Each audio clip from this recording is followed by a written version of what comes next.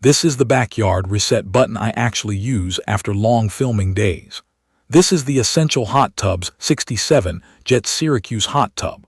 I put this squarely in the mid-size backyard spa category with a real hydrotherapy focus. It is best for people who want a reliable, weather-ready hot tub that comfortably fits a small group, but also feels perfect for 1 or 2 people who want proper massage zones.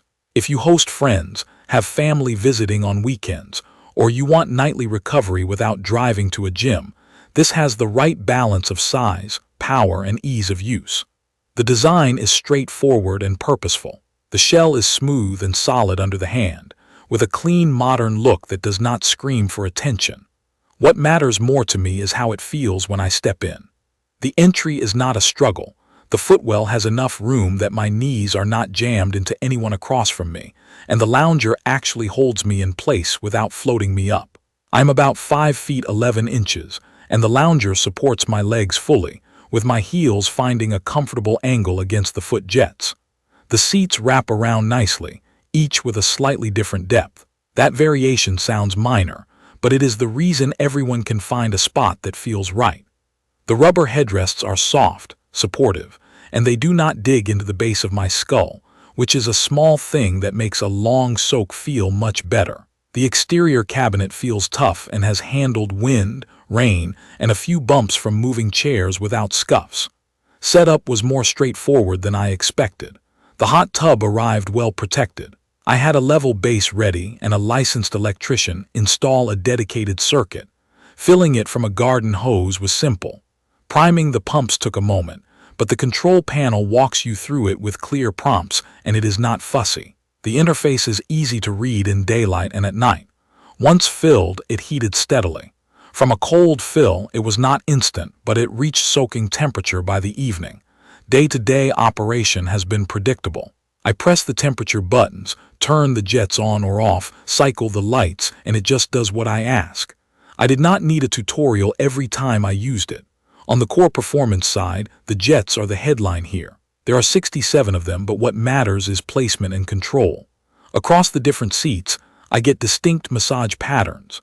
The lounger gives me calves, hamstrings, lower back, mid-back, and shoulders all at once, and the flow is strong without feeling like I am fighting a fire hose.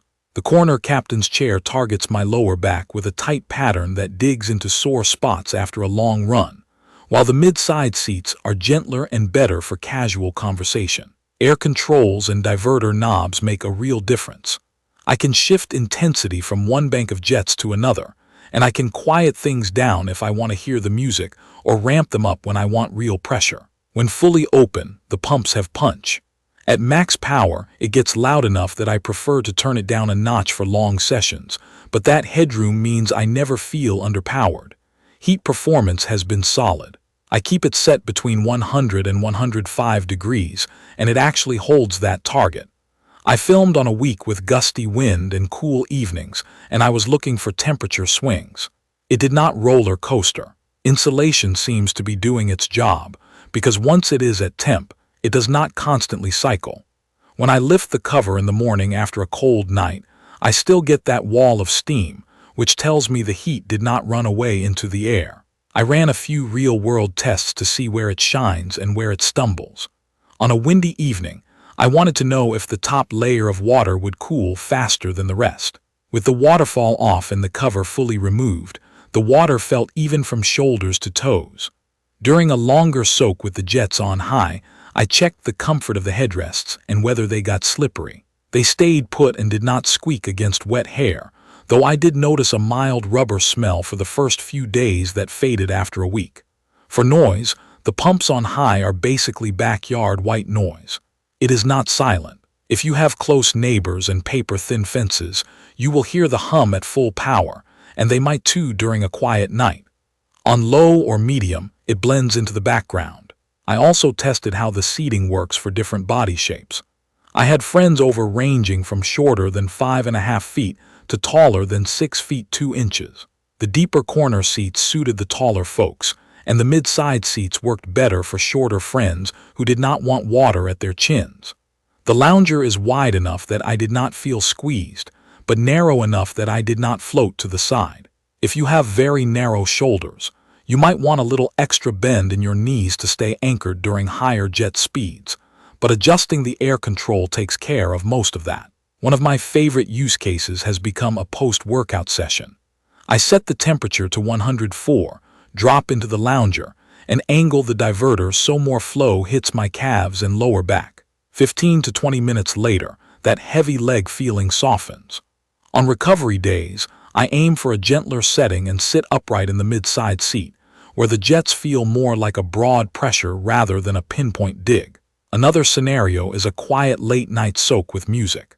I pair my phone to the built-in Bluetooth speakers, keep the jets at a low setting to hear the mids, and turn on the light-emitting diode Waterfall. It is not a club sound system, and the bass is modest, but for acoustic tracks and podcasts, it is perfectly fine.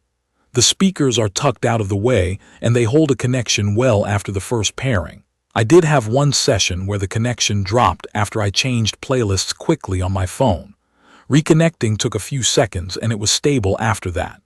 As for the extras, the light-emitting diode Waterfall does more than just look pretty. The gentle arc of water adds a soft ambient sound that helps mask pump noise at lower speeds. The color options are tasteful and not blinding, and the water glow at night makes the tub feel like a little retreat. The controls for the lights are simple. I can cycle colors or set one steady hue and then forget about it. Maintenance features have been thought through. The filter housing is easy to access. I pop the skimmer, pull the filter, hose it down, and drop it back in. I test water weekly with strips and add chemicals as needed. The system circulates on a schedule, which keeps the water clear. There is a drain at the base for a full change. It does not pull every last ounce, so I use a wet vac to get the final puddle, but that is normal with most tubs I have owned or tested.